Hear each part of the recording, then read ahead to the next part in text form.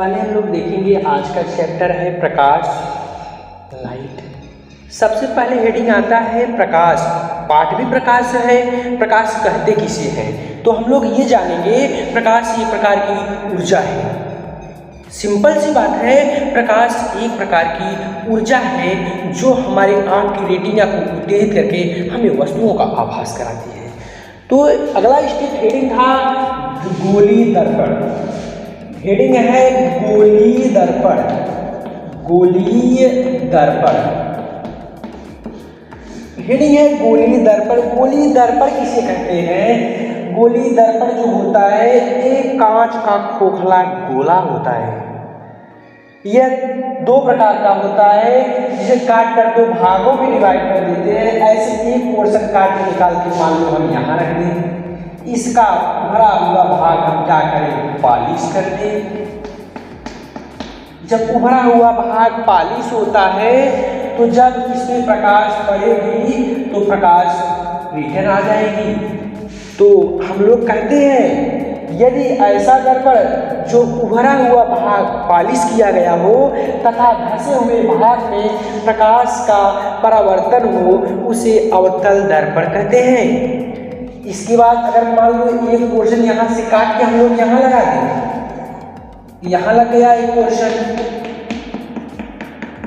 अब देखिए ऐसा दर्पण जो धंसा हुआ भाग पॉलिश किया गया हो और उभरे हुए भाग में प्रकाश का परावर्तन हो, ऐसे दर्पण को उत्तल दर्पण कहते हैं। अब इस पर पूछा जाए कि दर्पण की फोकस किसे कहते हैं, दर्पण की त्रिज्या किसे कहते हैं, तो इसकी बड़ा सिंपल सी लाइन है। यहाँ देखिए हम लिख दे रहे हैं, दर्पण जिस खोखले गोले से काटकर बनाया गया है, दर्पण जिस खोखले गोले से काटकर बनाया गया है उसकी त्रिज्या को दर्पण की त्रिज्या कहते हैं। दर्पण की फोकस जो दर्पण जिस खोखले गोले से काटकर बनाया गया है उसके फोकस को दर्पण का फोकस कहते हैं। दर्पण के विषय में कुछ भी पूछा जाए, दर्पण के विषय में कुछ भी पूछा जाए हम लोग ध्यान देंगे। जैसे लिख दें, दर्पण जिस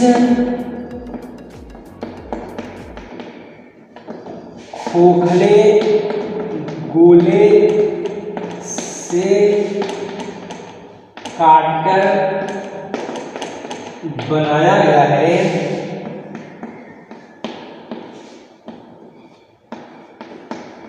उसके बस यही कह देंगे, उसके को दर्पण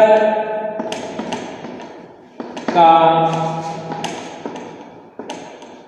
कहते हैं। बस अब दर्पण के विषय में कुछ भी पूछा जाए, कहते दर्पण की त्रिज्या किसे कहते हैं? जो खाली स्थान है यही हम लिख देंगे त्रिज्या, यहाँ भी त्रिज्या हो गया। दर्पण जिस खोखले गोले से काटकर बनाया गया है उसके त्रिज्या को दर्पण की त्रिज्या कहते हैं।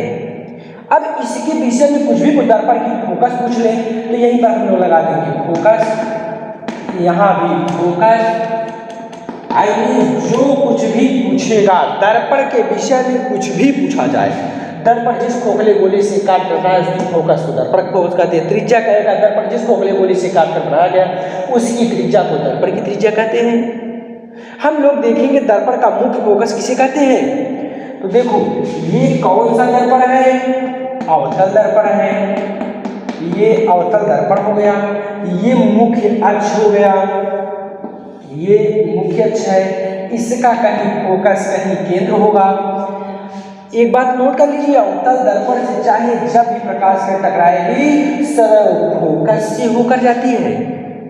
अवतल दर्पण से चाहे जब भी प्रकाश टकराती है सरल फोकस से होकर जाती है। चाहे जिस स्थान से चलाएंगे हमेशा ये फोकस से ही होकर जाती है। नीचे से चलाएंगे तब भी टकराने के बाद ये फोकस से जाएगी। चाहे जिस स्थान से चलाएंगे हमेशा ये किस स्थान से जाएगी? फोकस से होकर जाएगी। अवतल दर्पण में होता है यही है अभिसारी दर्पण। इसे अभिसारी दर्पण भी कहते हैं। अब देखिए मुख्य फोकस किसे कहते हैं? अवतल दर्पण से प्रकाश किरण टकराने के बाद जिस स्थान पे सभी किरणें आपस में मिलती है वही दर्पण का मुख्य फोकस होता है, मुख्य फोकस होता है। अवतल दर्पण से प्रकाश जल टकराने के बाद जिस स्थान पे प्रकाश की सभी किरणें आपस में मिलती है वही मुख्य फोकस होता है। अब मुख्य फोकस हम लोग जान गए। अब पूछ ले दर्पण की फोकस दूरी और त्रिज्या में क्या संबंध है। दर्पण की फोकस दूरी और त्रिज्या में संबंध होता है या बराबर r/2। दर्पण की फोकस त्रिज्या की आधी होती है। हम लोग देखेंगे या बराबर r/2। अब जैसे इस पर तो सवाल हर वक्त पूछता है, हमेशा इस पर सवाल आता है। चाहे जब कहे, यदि कहे किसी उत्तल दर्पण की त्रिज्या 40 सेमी है तो उसकी फोकस कितनी होगी। सवाल में कितने लोग हैं, मात्र 2, F और R। एक लोग देंगे और एक लोग को पूछेंगे। तो मान लीजिए अगर कहते सवाल वाला एक उत्तल दर्पण की त्रिज्या 40 सेमी है तो उसकी फोकस क्या होगी। तो हम लोग याद रखेंगे या बराबर, अगर त्रिज्या 40 का रहा है तो या बराबर 40/2, 20 दूनी 40, तो या बराबर 20 सेंटीमीटर, यही होगा। यदि फोकस पूछेगा तो सरल आ गया। अगर बायद में कभी त्रिज्या भी पूछ सकता है, त्रिज्या कहा यदि किसी दर्पण की फोकस 15 सेमी है तो उसकी त्रिज्या कितनी होगी।